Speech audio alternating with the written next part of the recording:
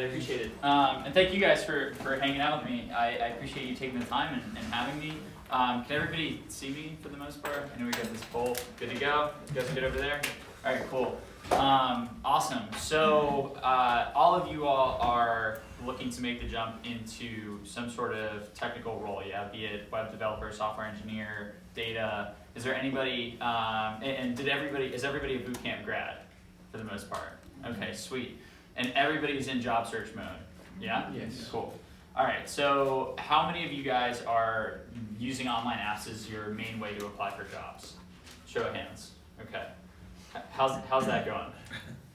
Not great. Thumbs down. Is that the general consensus across the board? Thumbs down? Okay, cool. Awesome. So the last time I did this, I had my website pulled up, and basically my whole thing is I basically teach people how to get jobs without applying online.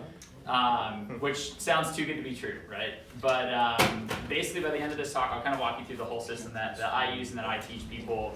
And you'll have essentially a blueprint that it's like a recipe. You just follow the recipe and you'll get results. And the reason this whole thing got started, so I guess a little bit about me.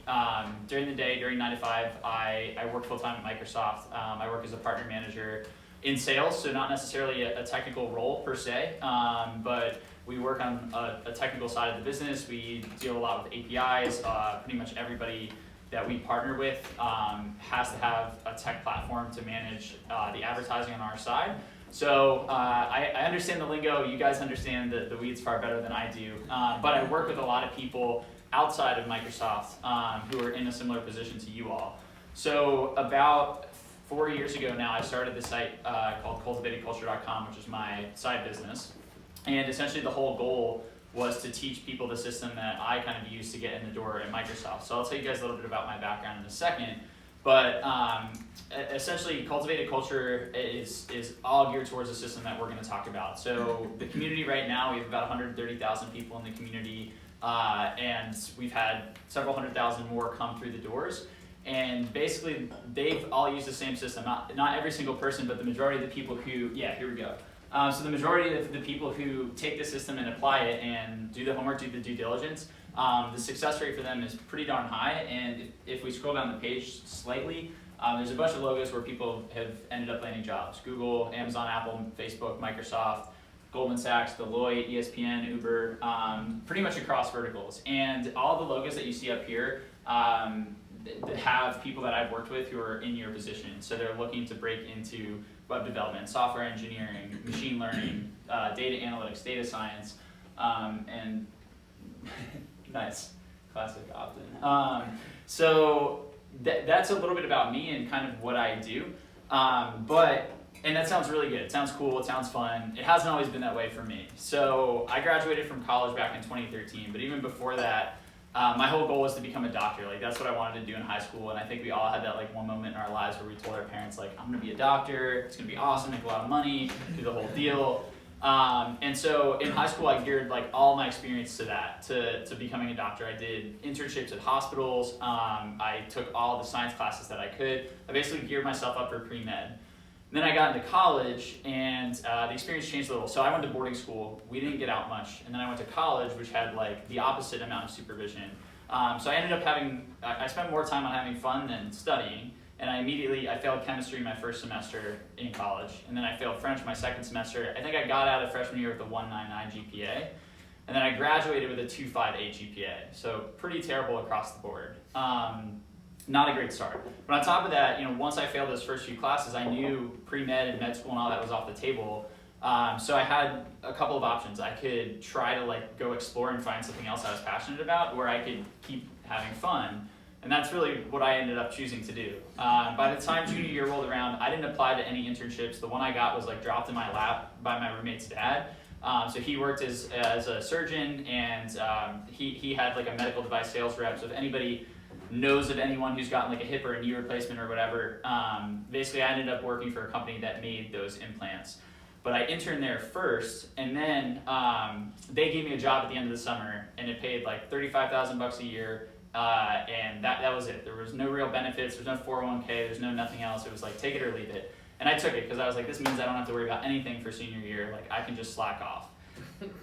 Yeah, and all of my buddies did the opposite. They were studying for interviews, they're updating their resume, they're taking advantage of all the school's resources, and I was making fun of them for doing that. So lo and behold, we graduate, and my friends are all making twice as much as I am. They're doing way better, they're living in cool places, and I take this job and it sucks. Like, it sucks.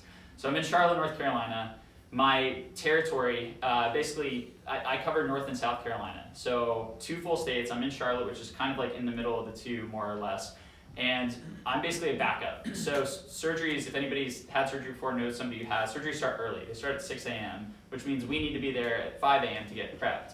So I'm the backup rep. So when somebody calls me because their kid is sick at daycare the night before, I have to wake up at 3 in the morning and drive 2 hours to a hospital to be there at 5 to prep for surgery. And I did that 6 days a week, getting paid $35K, which wasn't enough to make ends meet because I didn't factor in cost of living or anything else. So I racked up like 10 grand worth of credit card debt in like the first 3 months. So far real life is not going so well, not the way I drew it up. And my boss kept telling me, you're not cut out for this, like, you suck, you're a bad employee, like, we don't like you, you don't have a future here, you should go do something else. And legit, like, those were the words that he would say to me. It was like a super toxic environment. So I finally said one day, like, I'm gonna take your advice, I'm gonna go do something else. And I went back to all the people we go to when we ask for advice, right? Our family, our friends. For me, it was the college career counselors. For people coming out of boot camps, I know that there's outcomes and career services and stuff like that.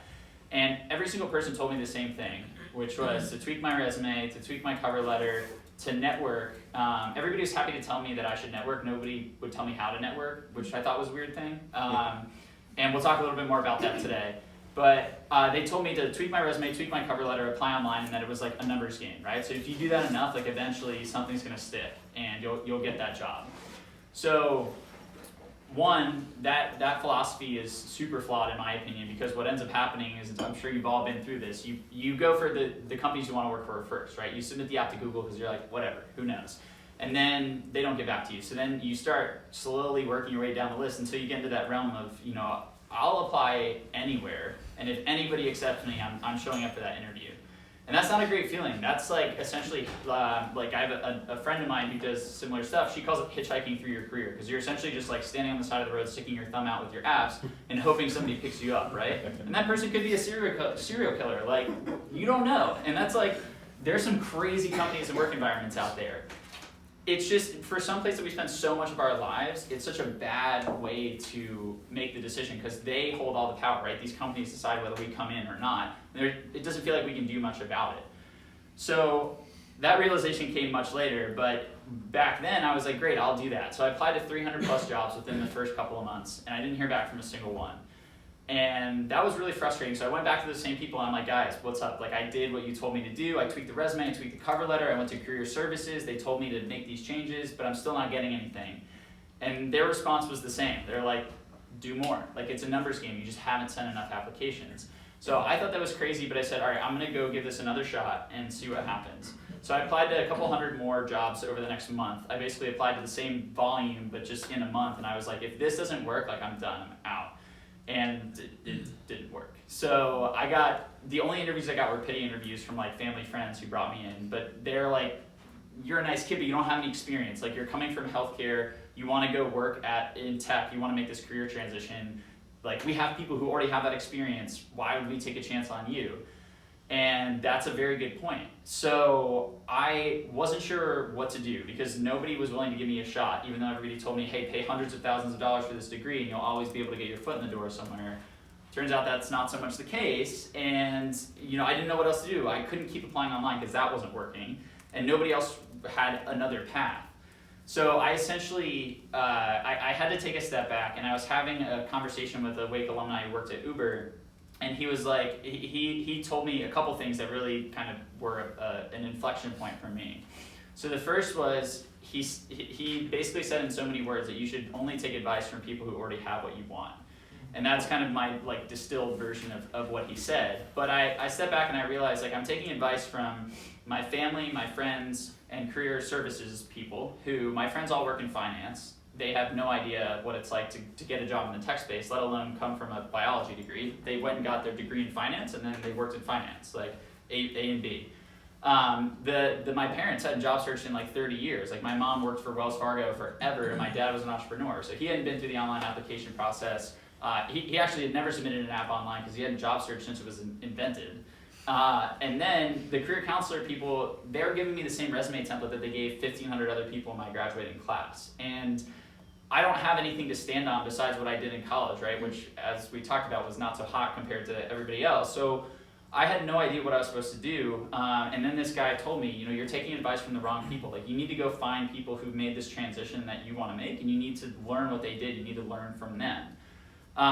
So that was the major highlight. And we kept talking, and he basically told me that the major things you need to do if you want to get in the door, 1, stop applying online and go look for a referral, and 2, you need to find ways to step outside the confines of a resume or a cover letter or an online app to showcase your value. And that was sort of, that was the big inflection point for me. So I went and I wrote down everything that I wanted in my dream job, which was 4 things. So I wanted to work in a big city like New York or in LA, San Fran. I wanted to work for a Google or a Microsoft. I wanted to be making 6 figures annually, and I wanted to be doing it all before I was 26, because I didn't want to wait till I was like 40 or 50 for this stuff to come to fruition. So I took those criteria and I went to LinkedIn and I found a whole bunch of people who matched that same criteria. So I looked up job titles for roles that I wanted at Google. I looked up salaries on Glassdoor to match those roles, and I just started cold emailing people. And I basically said, look, you made this transition. Important part, I tried to find people who came from a non-traditional background as well. So not just the person who had a marketing degree and then interned at Google and worked at Google, but the person who worked in accounting and then made their way to Google in like a technical role or something. And I emailed all of them and I was like, look, you made this transition and that could not have been easy because I'm trying to make it and I know that it is brutal. So what did you do? How did you make this happen? And surprisingly, a lot of them are very willing to talk. And essentially they fleshed out those 2 concepts I mentioned before, where every single one of them had gotten a referral. Like none of them got their jobs from cold applying online. And 2, they all found creative ways to go above and beyond to showcase their value. They didn't just rely on a resume to convey that or a cover letter. They actually went out and in some cases did the job that they were supposed to do. They combed through applications and they found bugs and surfaced them up, or they created their own little applet or application or Chrome extension that would be beneficial to people at the company. They got outside the box and basically showed that they could do the job by doing a part of the job. So that changed the whole game for me. And so I spent the next, basically at that point, this is about 6 months into my job search, I spent the next 1.5 years like tearing apart the whole job search. And I was like, I'm gonna figure out every aspect of this thing and I'm gonna figure out how to make it work based on those 2 criteria that these people told me about.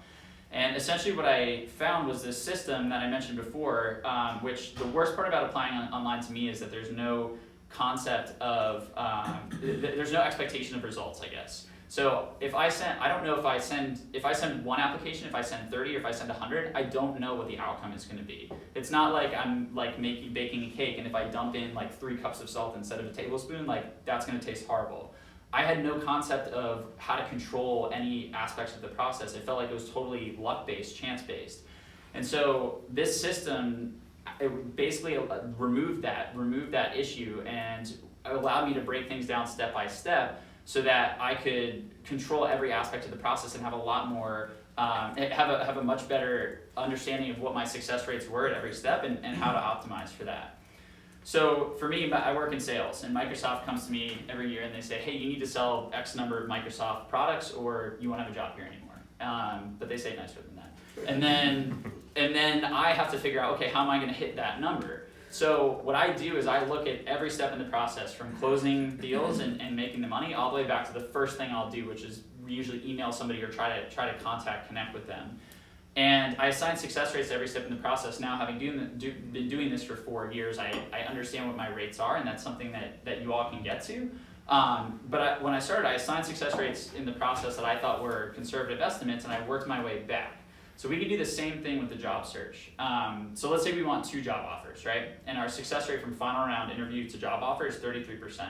That means we need 6 final round interviews if we want to get those 2 offers, right? At least statistically. But then, our success rate from first round to final is not going to be 100%. So if we ballpark that at 33%, we need 18 first round interviews to get those 6 to get the 2 offers. but not everybody we talk to, we're trying to get these interviews through referrals. So not everybody we talk to is going to refer us in, right? We have to build relationships. Some people just won't be into talking to us. Some people won't be willing to refer for whatever reason. So we need to reach out to a critical mass of people to get those 18 first-round interviews. Or at least we need to have conversations with enough people. So that tends to be around like 35 to 40 conversations. Sounds like a lot. It's actually not that bad if we break it out, and we're going to be pacing ourselves a little bit here. But then, not everybody we reach out to is going to get on the phone, right? So when you start, your email response rates will be like in the 10 to 15% range. So you can get those up to like the 25 to 35% range. And using that, we can kind of back it out to around 120 emails. But then we can add a buffer, take us to 150, just to make sure we have a little bit of a cushion. So essentially, we just worked our way from 2 job offers. If we assign success rates back to 150 people that we need to reach out to, which also sounds like a lot, but it's actually not that bad. So that is the starting point. That's like the building block for this process. If we find 150 contacts to reach out to, and we go through that whole process, you're going to learn as you go, and you're going to get better, and you're going to get more effective, and you're going to make mistakes, and you're going to mess up. But that 150 number bakes all of that in to eventually get us to, hopefully at least 1 job offer at the end of the day there. So now we can take a step back. That's essentially the overarching goal, but then there's a million questions, right? Like, how do I find these people? Who are the right people? How do I reach out to them so that they actually interact with me? So the first thing that you want to do is come up with a list of target companies. So I typically recommend in the ballpark of 10 to 15, usually more around the 15 range. And you want to think about the companies sort of like you thought about applying to college. So you have stretch companies, you have like middle of the road companies, and then you have your safety companies. So stretch and middle of the road, I think, are fairly self-explanatory. Safeties are not the same as in like, I'll apply to the community college down the road because I believe that I'll get in based on my credentials. And not that is not a knock to community college at all if anybody went there. But the point with safety schools is that you apply to them and you feel like, hey, I can get in here, worst case scenario, I'm gonna go to college somewhere. Did anybody not go to college? Nice, right on. I work with 2 people who didn't go to college either, and they're awesome. But they took this exact same system too, and they worked it through building relationships and showcasing their value. So whether you're coming from a non-traditional background, you don't have a degree, you don't have the number of years of experience, whatever it is, like this whole system is designed to help you overcome that. And so we target our 10 to 15 companies.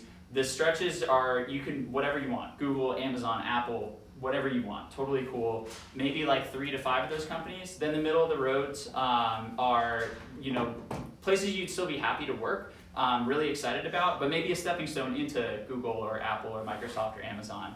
And then our safety companies we're using to essentially get some practice. My goal isn't for you to end up with a job offer at the safety company, but I know that this process is new, right? And so if I've never coded before, and one of you handed me your computer and said, build me a web page, I would be terrible. But if you gave me a month to do that and I worked on it an hour a day every day, I'd probably be able to come up with something okay by the end of the month. Same with this process. Like, we're not going to be good when we start because it's brand new, right? Like, a lot of people, again, everybody's willing to tell you that you have to network, but nobody really tells you like how to do it.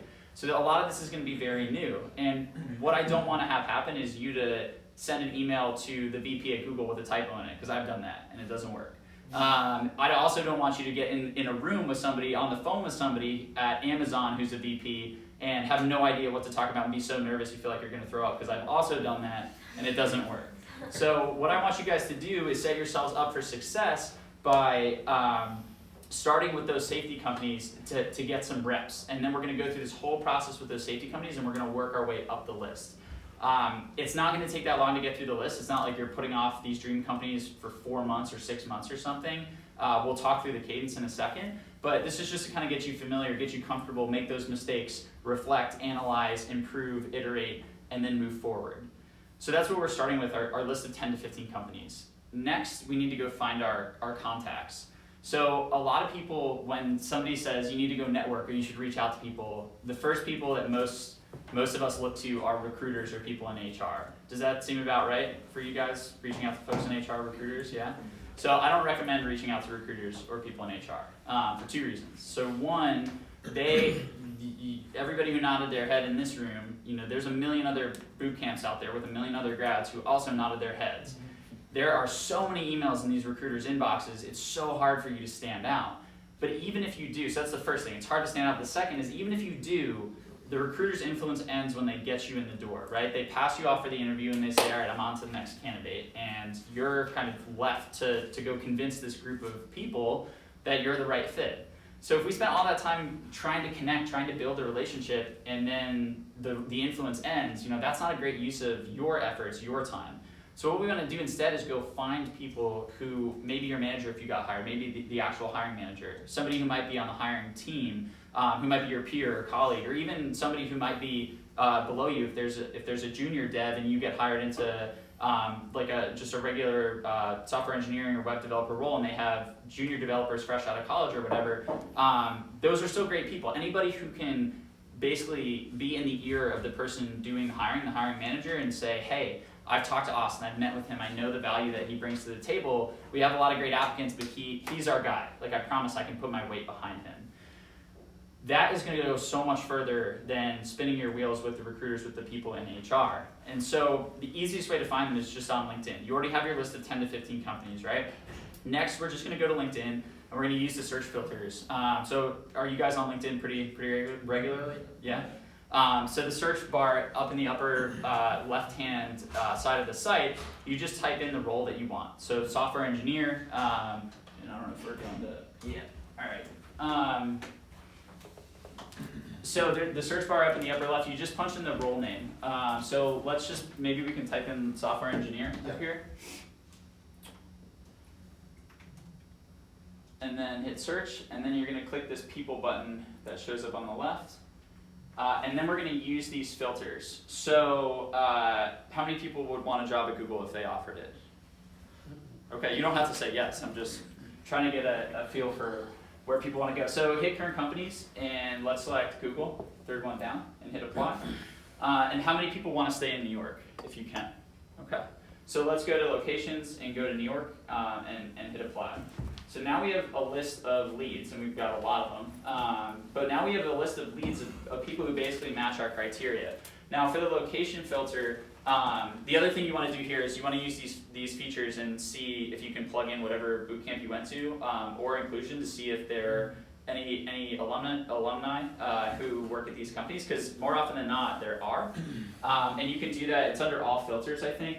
The tricky thing is some people put it under education and some people put it in experience. It really depends on the person, so you want to make sure to search for both. But those people that came up, that list of leads, they're all people who are in a position to help. Now the reason we selected New York is because if you want to stay in New York and the role is posted in New York, people in New York are going to be more likely to know the people hiring for that role, right? If you want to work in LA, you can filter for LA, or if there's an open role in LA, you can filter for LA. But these people are going to be some of our best bets. Now, what we need to do next is go in and essentially do some research on these people. We're picking 10 to 15 people. So to get to our 150 total contacts, we're looking at 10 to 15 people at those 10 to 15 companies. In this case, the more the merrier. The more people that you reach out to, that's your lever to speed this process up. That's how you accelerate success. So 150 is your minimum. If you want to reach out to 500 people, this whole thing's going to happen that much faster, and your network is going to grow like crazy.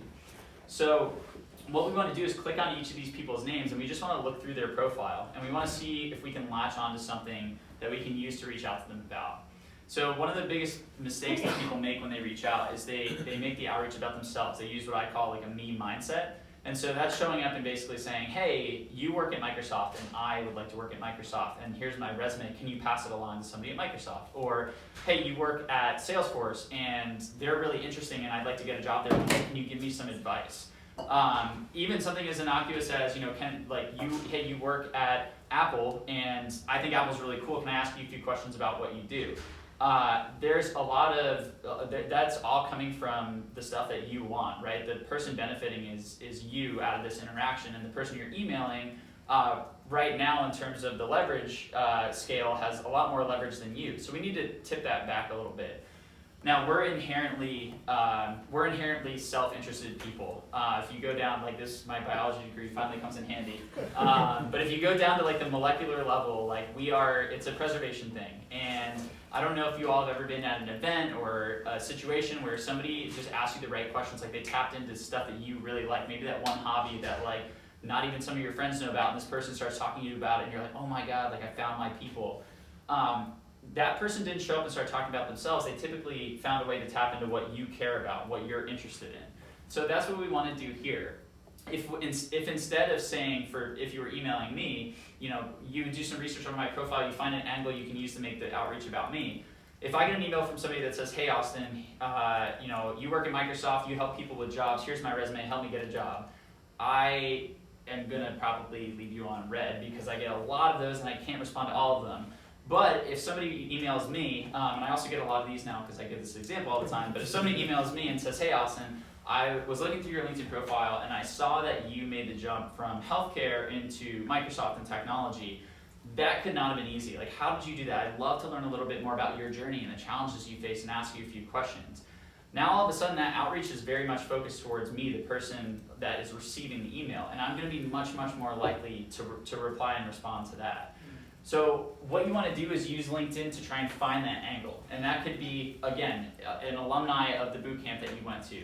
That could be something in their background, whether they came from a non-traditional angle of some sort. Maybe they used to work in a different industry or a totally different company or a totally different side of the business. They went from back end to front end or vice versa. But you want to find something that you can latch onto here. And on top of that, you can step outside of LinkedIn. You can Google the person's name and see what comes up. What does their GitHub look like? What kind of stuff are they writing about stuff online? Do they have an active professional presence somewhere online? Do they have some sort of brand? You never know what you can find, but there's so many angles that you can pull out of doing some research on people just through LinkedIn and through Google. And then what we're going to do is we're going to take everybody's information and we're going to just dump it into a spreadsheet. So I have a spreadsheet that basically I have a tab for every company, and I do name, job title. Actually, while you're up there, can you go to cultivatedculture.com/Duke?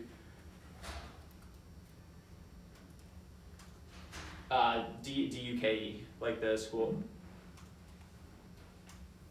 And then there should be a contact tracker in here. I did a workshop at Duke recently on relationship building. You guys now you have the link so you can see all this stuff if you want.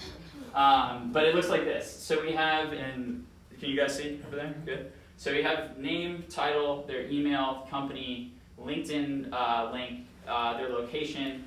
Don't worry about columns G through J, and then notes at the very end. And so basically, this is all the info that I'm collecting about these people. This is really basic, but the notes is where I take that angle and I drop it in. Because as you're finding 150 contacts, you're not always going to be able to remember everything about every little person. So you can just leave yourself a reminder in the note here. And if you, if you go to File, and if you go to make a copy, you don't have to click it, but if you guys hit make a copy, you can organize it into your own drive and have an editable copy of this. You can actually do that with the whole drive folder if you want. Again, it's cultivatedculture.com/Duke. But so this is the info we're looking to grab. Now, when we reach out to these people, I always recommend reaching out via email instead of LinkedIn. So a lot of people, you find somebody on LinkedIn, it's natural to hit the message button, right, and send them a note. There's a couple problems with this. So first, everybody has a LinkedIn, but not everybody's active on LinkedIn. Like, I'm very active, you guys are active, you're looking for something, but somebody who's got their dream job at Google is not on LinkedIn every day, like in most cases. And so email is just ubiquitous. Everybody has it. Everybody's checking it. We're on it all day. So you're going to get much better response rates for that reason. Another reason is email is free. LinkedIn, unless you're connected with somebody, LinkedIn makes you send an email, right? And emails get really expensive when you run out of your 5 credits or whatever they give you, or you have to sign up for premium, which is also super expensive. And then on top of that, we get a lot more visibility into email. So I like to use a tool called Yesware. It's yesware.com. There's another free version called Streak, which is at streak.com. But essentially, this is an email tracker, and it's actually kind of creepy, but in a very helpful way. So basically, it lets you see who's opened your email, when they've opened it, where they've opened it, what device they opened it on, and you can see if they clicked links, if they opened attachments, the whole deal. And so if you've ever been frustrated with sending an email to a recruiter and never hearing back from them, now you can get some insight onto what the heck is going on the other end.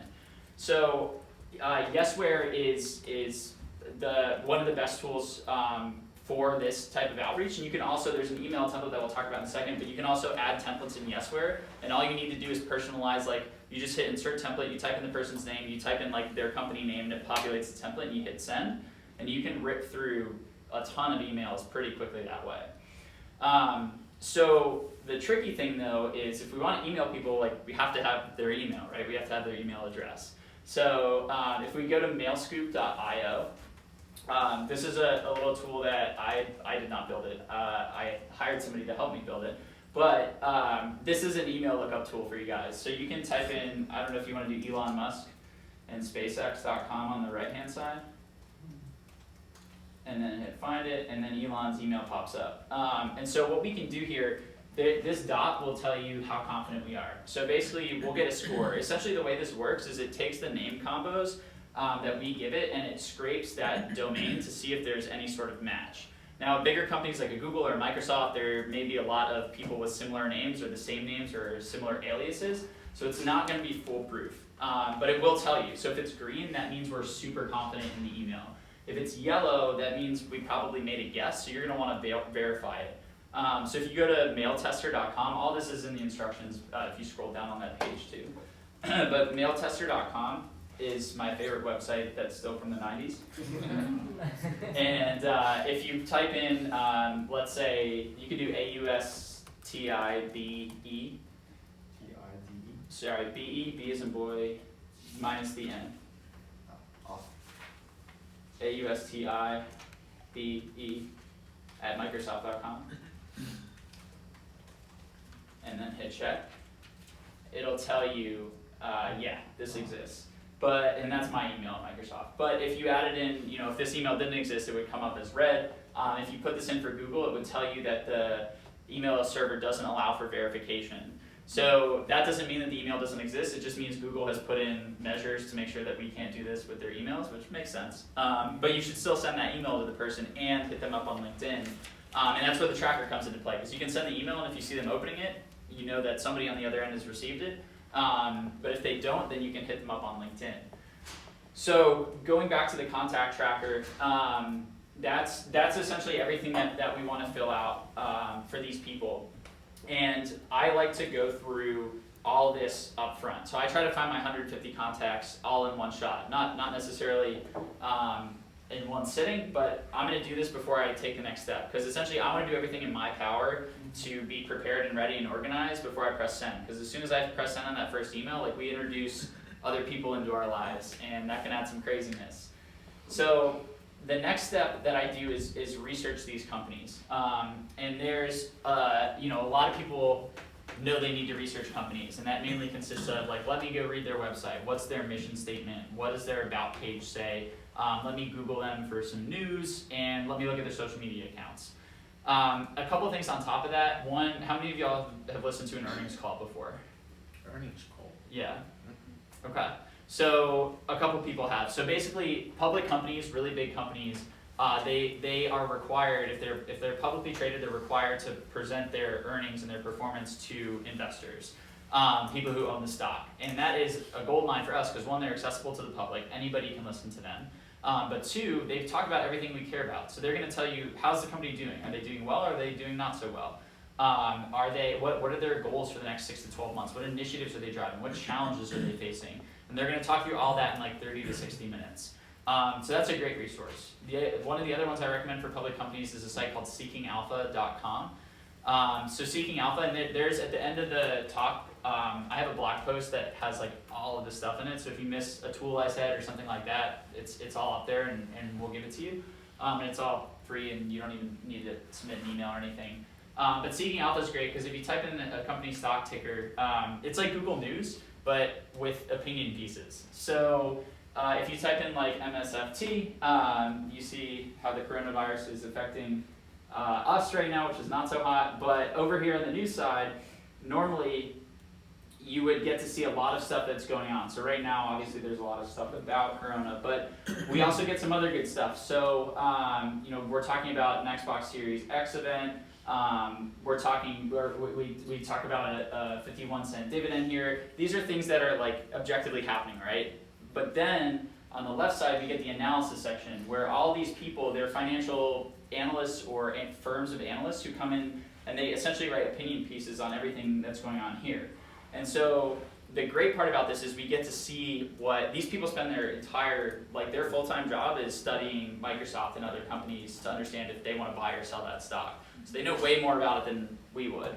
And so reading through these, you can essentially get a sense of, one, what are people talking about and how are they talking about it? And then that's going to allow you to essentially parrot back stuff that you like, stuff that you've heard when you get on the phone with somebody. So instead of getting on the phone with somebody at Microsoft and saying, hey, what's a day in your life like? Like, tell me about a day in the life at Microsoft. You can show up and say, look, I saw that you guys have this Xbox Series X event coming, and there's a big technical component where you're piping in Twitch. This is all hypothetical, but where you're piping in Twitch, and you've got this other API going on, and that's really interesting. I was reading a little bit more about that, and I think one of the fail points might be this, like, how are you guys addressing that? Like, if you show up and you ask that question just in an informational interview, like, your credibility is going to be up here versus everybody else who's coming in asking the same questions that they pulled off of the first article that they read on Google about informational interviews. So you're just showing that you've done the work, that you've put in the time. And this whole thing, there's a great quote from Chris Rock, awesome comedian, but he basically said when he was starting his career, he used to drive around in these cars that were awful. Like, he didn't have any money, he's driving down the highway, his car's broke, and we talked about hitchhiking through the job search, he used to put up his hand and like nobody would stop when he did that. But when he got behind his car and he started pushing, then other people would pull over and start pushing with him. And the moral of the story for him was, if you want help, you need to help yourself because people like to see that.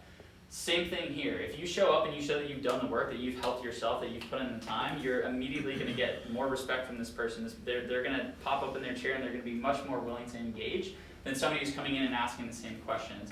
So this is a fantastic way to understand how some of these people are talking about all the different pieces of news that are coming out about this company. In terms of private companies, it's tough because we don't have as much information about them. The stuff that I mentioned before, blog, social media, all that is great, but I will share 2 more things that you can do with private companies. So first is listening to interviews with their executives or leadership. So a lot of these startups have people who are evangelizing their product, they're getting out there in the marketplace, they're on podcasts, they're giving keynotes, they're speaking, and they record a lot of it. And so if you can go find, you can easily look up their executive team, you can literally type in like the company name, executive team, leadership, whatever, and they should pop up. And if you just take that person's name and dump it into YouTube, and you could try to find Joe Rogan's gonna be #1 probably. Yeah. I looked at the same one too, and him smoking weed like just blew everything else out of the water. But so yeah, or like you could type in like Satya Nadella podcast and a bunch come up for him. You can also go to YouTube to get a video interview with these people. But when you get somebody talking about their company for 15, 30, 60 minutes, you're going to get a lot out of that. Because one, you're going to hear the way that they speak about it. Like these articles, they get edited and they get kind of washed. The original message and the way that it was said is kind of washed out. And it's really powerful to hear these guys talk about their stuff because you can hear the jargon that they use. What acronyms are they using? How are they speaking about their products, the future, the vision? And you can actually mirror that. So if you come to me and you start using some of the lingo that we use internally, I'm going to be like, well, this person did their research. Like they're talking about it like my colleagues talk to me about it. Like that's pretty cool. But then on top of that, you're going to see what they emphasize. What do they keep coming back to? What do they keep pushing home? And then finally, you're going to pick up on some nuggets that you won't get in like a Forbes article or a Google News article. Just like a random tidbit that they dropped in there that you may be able to latch onto. That piece is actually one of the #1 ways that I found that you can differentiate yourself. If you find out something small that person mentioned offhand or whatever, and you bring it up in an interview, that tends to play really, really well. Because that stuff, again, you can't find it just in a Forbes article. You show that you went that extra mile to do your research to figure out stuff about this company and what they're doing. So you want to do this for your 10 to 15 companies. You don't want to do it all at once because this is a lot. So typically what I recommend is, again, we had those safety companies, right? So we found our 10 to 15 people at each of those safety companies. Just start with the bottom 3 on your list, do the research for them, and then you'll be in a good spot to start reaching out. So that's sort of the first half of the search. And that's doing everything you can before you press send. So the next phase is pressing send and reaching out to these people. So a couple things here. This is also a numbers game. We just have more control over the numbers, and the results are better. Like, rather than getting a call for a phone screen with an interview, you get a call with somebody who might be the hiring manager and can refer you in. And you're going to get those calls if you start doing this outreach. Even if your outreach methods are not so great at first, if you reach out to a high enough volume of people, and I know I sound like a bit of a hypocrite going back to the online app thing, but truly, if you do reach out to enough people, especially boot camp alumni, or you use that angle, non-traditional background, whatever, make it about them, like, people are going to get back to you, people are going to hop on the phone with you. So then the question is, how do we take that conversation and turn it into a relationship? So the research is the first thing. Showing up, being credible from minute one is the first thing. The second thing is tapping into what I talked about before, that self-interest piece. So a lot of people I'll see, they'll show up on a call, or they'll get coffee with somebody, and they won't really know what to say to kind of kick things off. They get nervous, they're not sure what to talk about, they're not sure what questions to ask. The easiest thing you can do is just parrot back what you emailed them about. So, hey Austin, thanks for grabbing coffee with me, thanks for hopping on the phone. I just wanted to ask you again about that transition you made from healthcare to Microsoft. Like, can we go back to the beginning? Can you tell me, one, why you wanted to get out of healthcare in the first place, and then about that journey? So if I ask them to take me back to the beginning, rather than just saying, can you tell me about how you got your job at Microsoft, if I start with the decision, I'm forcing them to go back further. I'm basically creating a runway where they have to talk about themselves for a longer period of time. They have to talk me through when they made the decision, then everything they did in between there and getting to wherever they're at now. And then what we want to do is kind of let them talk. So I said that we're innately self-interested. There's a couple of researchers at Harvard who did a study. They basically took a group of people and they asked them questions from two buckets. They asked them questions that related to themselves and questions that related to other things, other people. And they paid them based off of the answers that they gave. So they found that people were willing to forego 17% of their earnings in order to answer questions about themselves, and that number actually went up. They were willing to forego more money if they knew somebody else was listening to them, kind of like you are if you get on the phone. So the researchers said, all right, what's going on here? So they took a new group of people and they ran the same experiment, but they threw them in a brain scanner. And they basically found that when we talk about ourselves, the pleasure centers in our brain light up, and it's the same pleasure centers that light up when you're eating an amazing meal, when you're having sex, or when you're on drugs. So that's pretty powerful, and that's something that we can tap into to help warm up this person, to help start that relationship, that foundation. So again, asking that question, giving them that runway. If I let them talk I'm assuming this is a 30-minute call, if I let them talk for 7, 10, 15 minutes of that call, with everything that they share about themselves and their journey and the stuff that they did, and if I'm engaged and I'm nodding and I'm asking questions, oh my God, that sounds so tough. What did you do? Why did you make that decision? If I seem engaged, I'm going to warm them up, and they're going to be much, much more receptive when I start asking them questions about the info that I want to get, which is where most people end up starting, right? We send them that email and we say, hey, let me ask you these questions. We'll get there, but we need to warm them up first. So we do that warm-up period, and then we need to transition, and that's the toughest part. And there's no real formula for transitioning.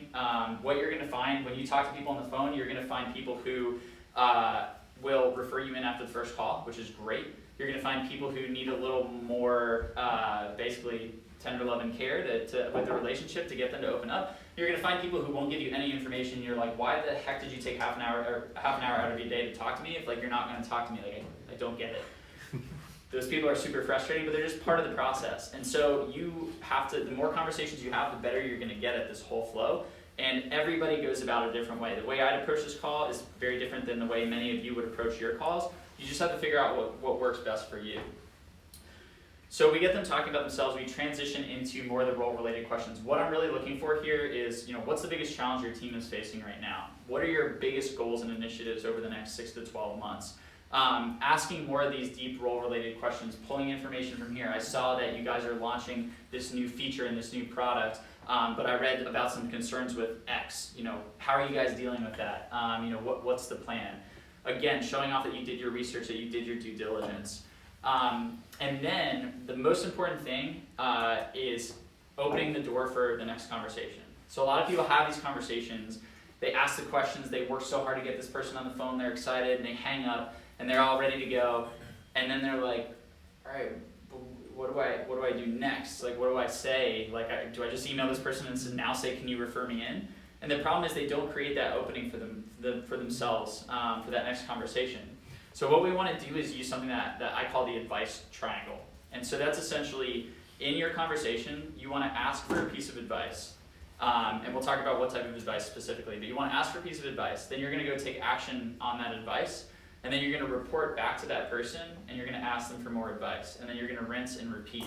But by doing that, when we ask for advice, we now open that window for that follow-up, because we can go take action on that advice, we can go report back to them, and what that does is, one, it shows that you're somebody who's, not all talk, and you have a little bit of walk. Like most people who give advice never hear from the person that they give advice to ever again. That person just disappears. So if you come back and say, hey, I read that book that you recommended, and I really liked this piece and this piece, what book should I read next? What course should I take next? Then you go take that course, and then you come back. Now all of a sudden we're in that cycle. And this person, every time, the first time they're not expecting a reply, so you give it to them, and that's going to build investment from their side, but they're also going to be more likely to give you better and deeper and broader advice.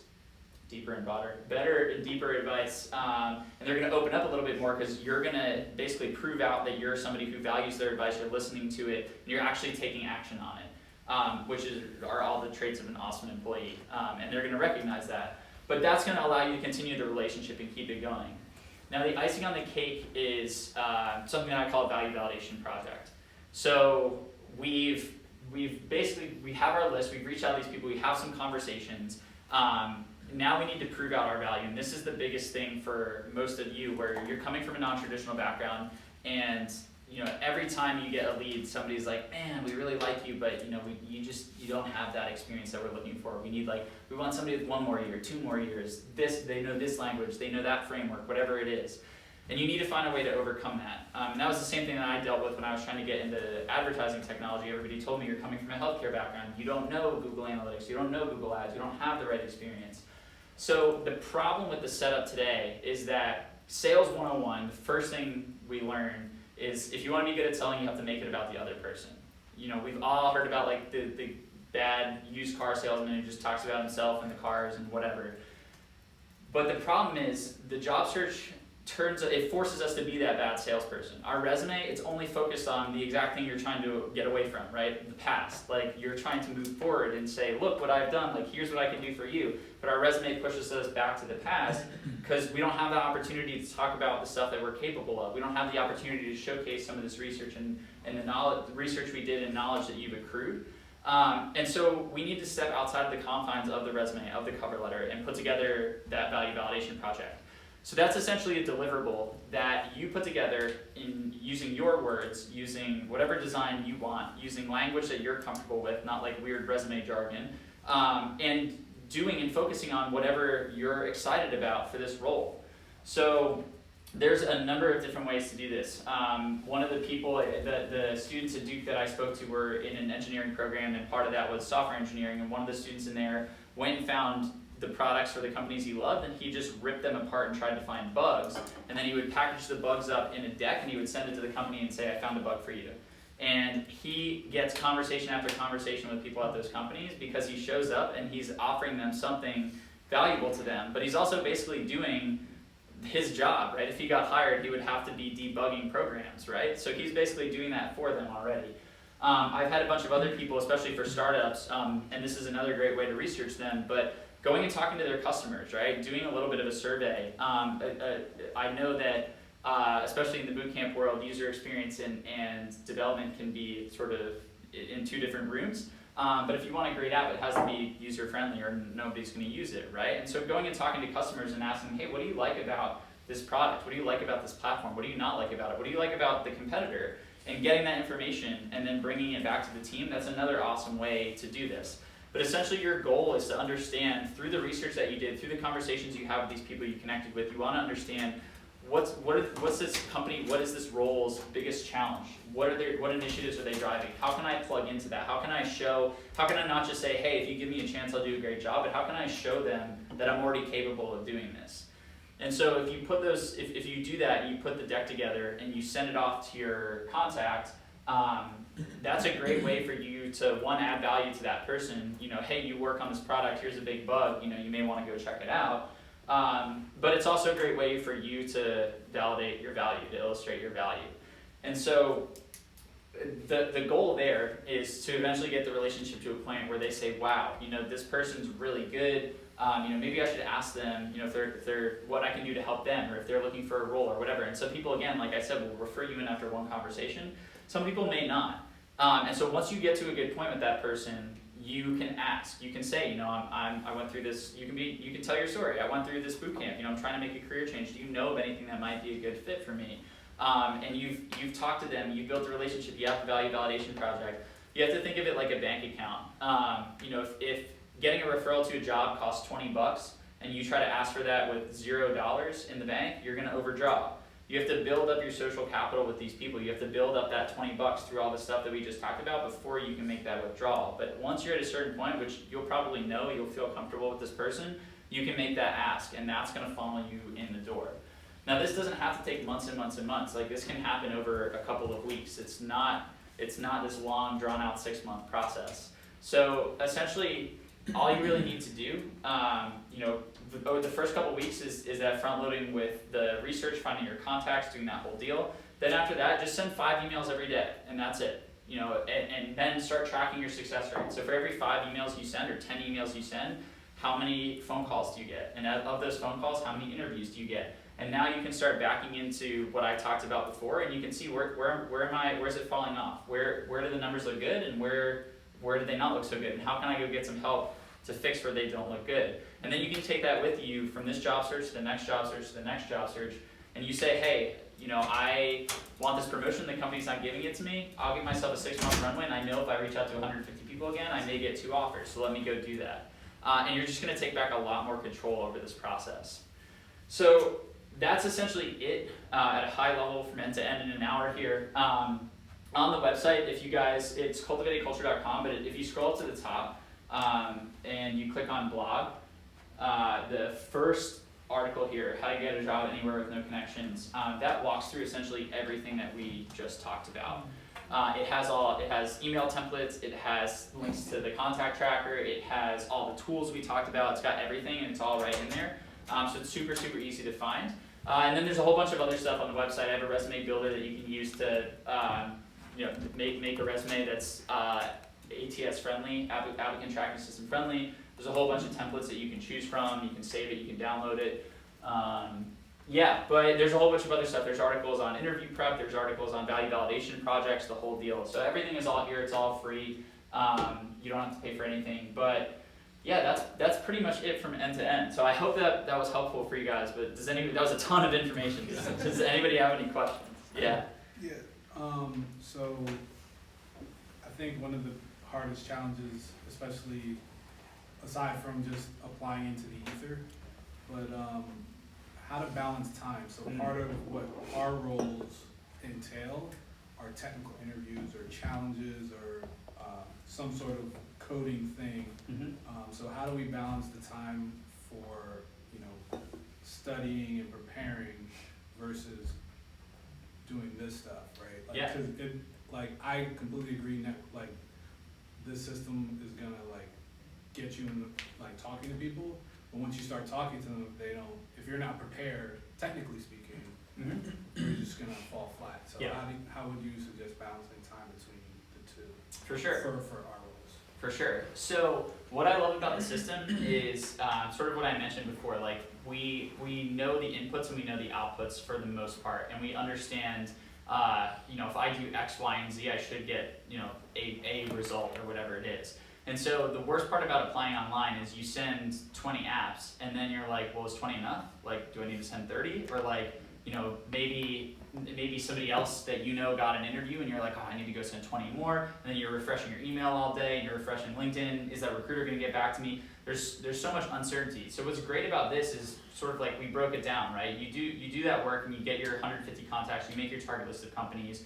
And then just set a time for yourself every day. And I would do this for everything that you're talking about. So continuing to learn and working on projects, job searching, and then a block also for self-care is huge. But for this, let's say you take 4 hours, and 4 hours a day or whatever works for you. It could be 2, it could be 8, you know, let's not get crazy, but whatever works for you. And you say, all right, I'm gonna take that, let's say it's 2 hours, I'm gonna email my 5 people, I'm gonna follow up with anybody that I need to follow up with. I'm gonna spend the remaining time researching the next company for the people that I'm gonna reach out to next week. And then once I hit my 2-hour time limit, I'm gonna move on to my next thing. And so because we know the steps in this process, and because it's hard for me to explain how it's different without you, like applying online, there's steps in the process too, right? But I think once you start sending emails and getting replies and seeing how this flows, you have a lot more control over what's going on here. So you can feel comfortable, you're like, I sent my 5 emails today or my 10 emails and I feel good, I'm gonna move on to the next thing. So the worst thing I see is people just, they don't allocate time and they just give themselves the whole day, and then they're constantly bouncing around between let me apply for this job, let me go work on this project, oh, a LinkedIn notification popped up and one of my people in my bootcamp got a job, I need to go apply to 10 more, and then you're like all over the place. If you just say your 2 hours, you know, like I did it, I'm good, I'm gonna move on with my life, like that's the best way to approach it for your role, for any role, just the job search in general. And this system is really, really good about that because you have those inputs that you know, like, hey, I'm gonna do X and I should be able to get Y out of it. Does that help? Add to that? Yeah. I think also with this process, specifically around engineering, like you're in phases, right? So like your first phase is doing all the research to create your list.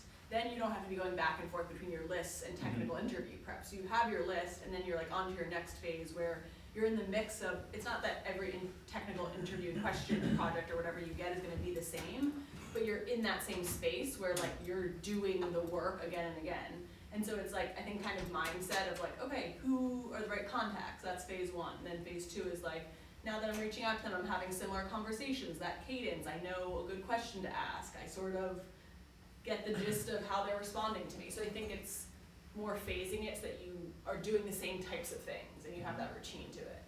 Totally. If that helped at all. Yeah. So getting the first call and like after you research the companies, the idea is to get the first call. How would you format that email to like get a call? Yeah, great question. So if we go back to that Duke link here, and again, you guys can feel free to steal this, but that email outreach template there, this is essentially the one that I use. And so the general gist is, you know, hey, my name is your name, and I came across your profile while I was looking for people who did whatever. So who made the jump from healthcare into tech, or who made the jump from, you know, maybe this person was an accountant and now they're a software engineer, who made the jump into software engineering from a non-traditional background. Your experience really stood out to me for whatever reason. I hope you don't mind me reaching out of the blue. I'd love to learn more about that thing, about you. And then acknowledging they're busy and giving them an exit clause. A lot of people I know email and they're like, you know, looking forward to your reply, or like really eager to chat with you. And that's sort of counterintuitive. It sort of boxes the other person in a little bit. Whereas if you tell them like, look, I know you're busy, I know your time is valuable. If it doesn't work, it doesn't work, it's fine. That almost has like the reverse psychological effect of making them feel guilty for not talking to you. So this tends to work great, and I have a more fleshed out example down here. But yeah, if you go to cultivatedculture.com/Duke, you can pull up this template. The big thing that's going to boost your response rates, there's 2 things. The first is personalization. So you have to find the balance between, like if you just take this, copy, paste, and blast it out, like yes, you'll get people replying to you, but it won't be at as high of a rate as you'd get if you really dug into them and their background and found that angle. But we also can't do that digging for, you know, hundreds and hundreds and hundreds of people without going crazy or without eating up into your other time. So you have to find that balance between personalization and templatization, if you will.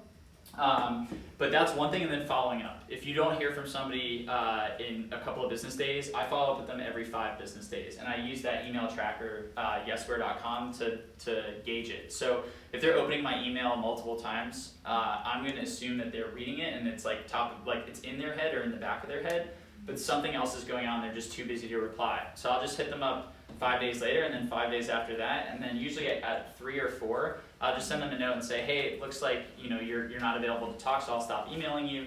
But you know, if you have a change of heart or whatever, you know, I'm always around. I'd love to learn more.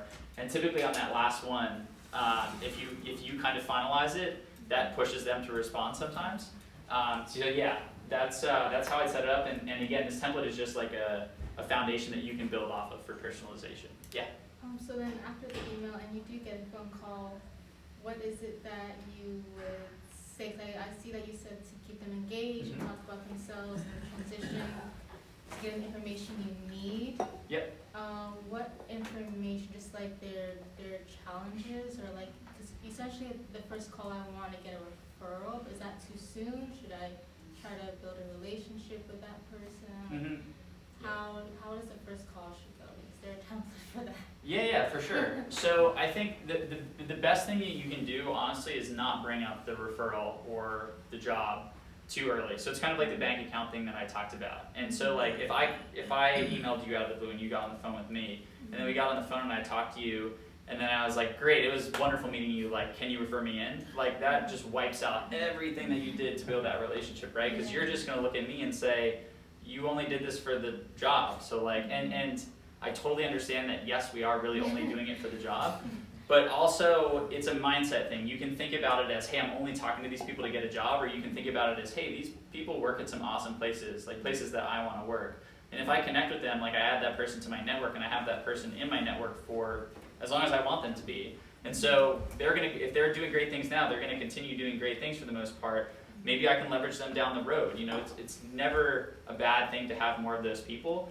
And so if you think about it instead of a transaction, instead you think about it as, hey, I'm gonna go try to make a new friend. Because that's the first thing we all do, right? When we job search, we're like, where are my friends at? Like, where can they refer me in? Or family, or whatever it is. So you wanna make a new friend. And so the best way to do that is, one, open up the conversation by getting them to talk about themselves. So use that same angle that you reach out to them about, like, take me back to the beginning of when you made the decision to go from healthcare to software, or healthcare to software, healthcare to ad tech. Like, why did you make that decision? And then how did you get to Microsoft? And now I can start from the beginning and tell you my whole story. And then you can pivot. You know, maybe I say, and that's, you know, how I made it here. And you're like, awesome. You know, I've been doing some research on the company, and I saw that you guys may be launching, you know, this Xbox Series X event with the Twitch API and all this jargon that you guys know way better than me. But you dump that in there, and now all of a sudden you've made the transition into talking about their role and the team and challenges and upcoming initiatives, and now you can keep running with that. And then at some point in there, maybe at the end you could say, look, thank you so much for the time. You know, just one thing before we go, you know where I'm at in terms of experience and stuff like that. What's the number one thing you'd recommend that I do advice-wise? Like, what course can I take? What book can I read? What project can I start? And those are super high-level questions. I probably think more strategically about what you want to ask them. But if you can get that advice that you can go take action on, then you create the opportunity for a follow-up, and that's where the relationship builds. And then eventually, some people after the call will say, that was awesome, you know, can I help you in any way? Are you looking for roles? Great, yes I am, perfect, you know, pass my resume along. Some people will say thanks and hang up, and then you have to keep building it. And then again, some people, you'll wonder why the heck they got on the phone with you, and that's just kind of part of the game. So like so there's nowhere in the point of the relationship where you're like, oh, you know, it's been like 5 emails, I love talking to you, can you just refer me? You know what I'm saying?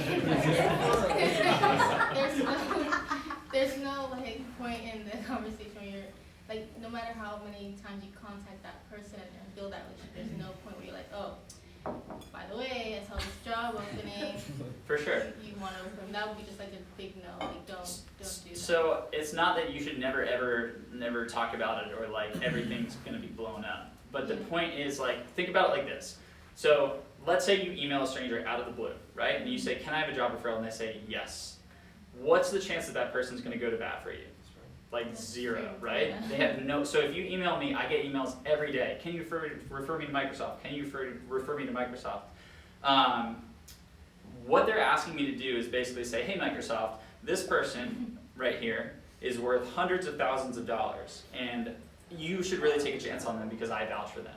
Like, there's no way I can comfortably say that about somebody who I've talked to once, or even, you know, emailed once, or even talked to once. Like, even if you get on the phone with me, I still don't know that much about you. But if you work to build a relationship, then one, I'm gonna feel more comfortable, like, speaking to you, and I'll be able to come in and say, look, like, we've had these conversations, and this is her story, and it is awesome. Like, she brings so much more than just web development. She's involved in this activity and this other activity, and she volunteers her time on the weekend over here, and she's such a good cultural fit, but also has the coding chops. Like, this is our person. Like, who would you rather have, the person from the first email or the person who you've talked to a couple times who's like literally like pounding down their boss's door to get you a referral, right? And you're only going to get there if you spend the time building that relationship. So at a certain point, you'll get the feeling like, we've been talking back and forth for a while. I feel comfortable saying, hey, by the way, I'm in the market. You know, if you know of any opportunities, can you let me know? But again, you have to build up, like again, if that referral costs $20, a good referral, you have to build up that $20 worth of capital and relationship before you ask for it. So the best way I can think of to view it is, would you rather have the person who said yes after one email, or the person who you built a strong relationship with that's really going to go to bat for you? And in my mind, it's worth the time to get to number 2, like every single time.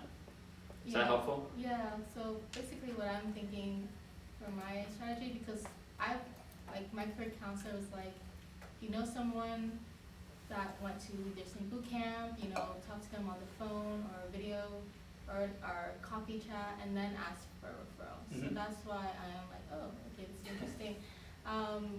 So basically, even if I do follow up, because sometimes they will say, oh, we don't have anything available for your skill set, but I'll be like, okay, I'm doing inclusion, and I talk about this program, I'm like, oh, that's exciting. And I mentioned that I'm still looking for roles. Like I mentioned that if there's anything, you know, still available. It's been 3 months, and I just wanted to check in and see like if there's anything available. And like sometimes I'll get a response like, oh yeah, let me talk to my head of recruiting and all that. But sometimes I don't get anything. So that's why I'm kind of like confused as to when is the right time to ask. Is it obnoxious to ask or anything like that? Yeah, for sure. It sounds like in that situation, you've already talked about the job stuff, right? Yeah. So in that case, you're good to go. Like the secret's out. So they already know so you're that fine. I'm looking Yeah, for for sure. Yeah. But like you wanna, and it's okay to check if they don't have roles. Like even if some of these companies in their target list don't have roles open right now, it's still worth investing the time, because if you build that relationship, like the first person that's going to be in the door when a role is announced is internal employees and referrals. And so you're not going to be, if you don't have the relationships, you're not going to know about that role until it's posted online. And I guarantee you, at any of the major companies, by the time that role is posted online, they've already been interviewing internally, like every single time, and they probably already have somebody in mind. And so now not only do you have to overcome a non-traditional background and everything else that you've been fighting against, but you also have to beat out an internal referral at Microsoft or wherever else. That's just like continuing to stack the cards against you. Yeah. So really investing in the relationships. I know it's like we just want the job, right? You just want the referral, you just want to get in the door. But the more time you invest up front, the faster the rest of the process goes. Yeah. And I have last one, sorry. Yeah, you're good. So I like the part where you say like ask for advice, and then once you get that advice, tell them how it went. Like that's what I've done, is like I asked the recruiter like to look at my resume, and then they gave me advice, and I changed it up, and then I email them. But what happens after that? Like what if they don't respond, or what other strategy to like continue the relationship? Like, oh, I heard about this in Microsoft, or I saw like Kubernetes is a new technology. Here's an article about it. Like, what should I do to keep maintaining that relationship? Yeah, so I mean, there's going to be attrition, right? Like that's just going to be the name of the game, and it's going to happen at every step of the process. So you're going to have people who don't respond to your emails, people you get on the phone with who don't talk to you again, people who offer to refer you in who don't end up referring you in. Like there's going to be those people that happen at some point, and so you want to continue to push with everybody that you can, but at a certain point you also just kind of have to cut bait and save your time so you can go back to focusing on the stuff that matters and other people who are investing in you. But yeah, if you follow up with somebody and they don't respond, then wait another couple days or something and try to find a different angle in. Hey, we talked about this new technology, I just listened to this awesome podcast about it, figured I'd send it to you, or something like that. Just light, easy, like super easy to reply to, and stay on them and use the tracker. Like, are they continuing to open your emails and stuff? Like, we don't know. Like, maybe they're quarantined because they got infected with coronavirus, and you're like blasting them with emails, right? So we just don't know what's going on. So following up is good, but then at a certain point, if you're not getting anything from them, like just cut your losses and move on to the next person or whoever's investing in you. Because also a lot of people forget, like, interviewing and the job search is a two-way street. And so, like, I'll say the value validation project piece and people will be like, well, what if companies steal my ideas? And like, yes, that has happened and can happen. But it's a great litmus test because I don't want to work for a manager whose business strategy is stealing ideas from candidates and then never speaking to them again, on top of a whole myriad of other reasons. But it's a two-way street. So just try to stay persistent and stick with it and find a different angle to get in the door. Okay. But at a certain point, give yourself permission to say, I'm good on this one. I'll move on to the other people who are actually replying to me. Yeah. Thank you. Yeah, of course. Anyone else? Yeah. In terms of the advice that they might ask, since obviously they're engineering and it's, a lot of like being sort of innovative or sort of pursuing extra knowledge and stuff like that, do you suggest that advice asking be more skills based, or sort of like is it, I guess, a few things. Is it like, how can I be a better candidate? Is it what skills can I learn to make me, obviously a better candidate? Or is it more like, do you have ideas of other people in this industry or at your company I could talk to? Or is it sort of just, what are your thoughts on that, I guess? Yeah, for sure. So the big thing is, one, you want genuine advice that's going to make you better, right? But then you also kind of want advice that you can come back to them with and sort of showcase your skills. So on the engineering side, I mean, one of the best things you can do, I think something that I would love to see more of, and I think, I don't know if the boot camps that you all went to did this, but I see like sometimes capstone projects that people work on, that's such a great opportunity for a value validation project. Like you're paying to be there, you're in the room, and like you may as well use that time to create something awesome that you could use as a value validation project, but instead it's sort of like whatever project comes into your mind. So my brother-in-law went through General Assembly's boot camp, and his capstone project was super cool. It was like, it was essentially like a randomized library of GIFs pulled through like Tenor's API, and he did it with like, it was basically like a radio dial, so you'd like go to different stations and there'd be like different types of GIFs. And that's awesome and super cool, and definitely shows like on the back end, if you look at everything, what he can do. But no company is hiring people to build that for them, right? And so, he's good with that example, and he eventually got hired actually a couple months ago at an awesome startup, and he's crushing it. But I think he could have gotten there faster if he looked around and said, where do I want to interview? What kind of companies do I want to get in the door with? So what kind of projects can I start working on? And that's really where the advice comes in. So if you can say, what's hot for you guys right now? Like what kind of frameworks are you playing with, and how are you using them, and how are you thinking, again, through all this research that you do, how are you thinking about overcoming that one challenge that these people brought up? Or what would be useful for your team? And getting that from that person, or even getting that from another source, and then creating a project around that. Like that's the absolute best way to go about this, because you're building your portfolio, you're illustrating your value, and you're essentially like showcasing all of that to the person that you're speaking to all at the same time. So that's kind of the holy grail. But then of course, if it's a specific role, or if you feel like there are gaps or whatever, and that person has a suggestion, that will work just as well. But yeah, is that helpful? Yeah, no, that was great. Thanks. Awesome. I want to throw in something too, just knowing you all for 6 weeks. I hear this a lot where, one day I'm spending 24 hours learning a certain tool just for this one interview, then I'll never use again. It's wasted time and knowledge. I mean, how do you recommend them defining their sort of, scope? So there's, they learn React and just focused on that roles, when sometimes they'll show up for a React interview and the company wants them to learn something completely else. Yeah. I'm curious to hear what you've got to say about that.